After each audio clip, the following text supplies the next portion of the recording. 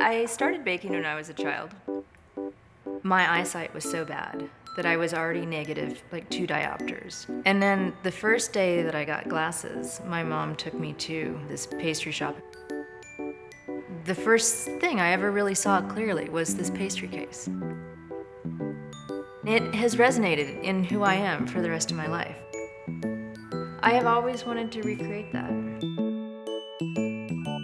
Originally, the shop was going to be called La Mie, which means the crumb, and it's also sort of how you describe the inside of bread or cake. It's a technical term for baking. But Miette, being the diminutive, seemed more appropriate. I like little things.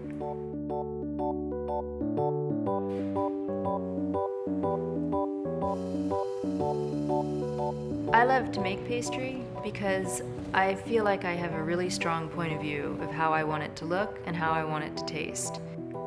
And being able to execute that on a daily basis perfectly brings me an incredible sense of satisfaction. When I decide that I want to make a new product for Miette, I have this process that I go through. That process for me starts with sketching it out.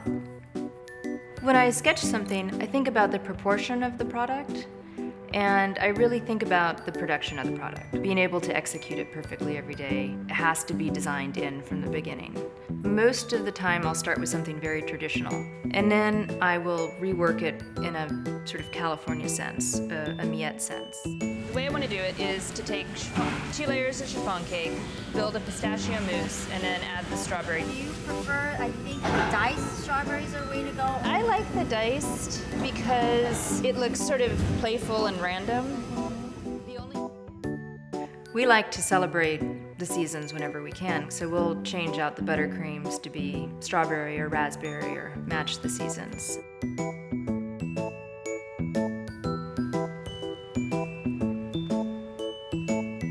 Berries are going in. I love to eat dessert because it's like a little celebration at the end of the day or the end of the meal or the middle of the day, whenever.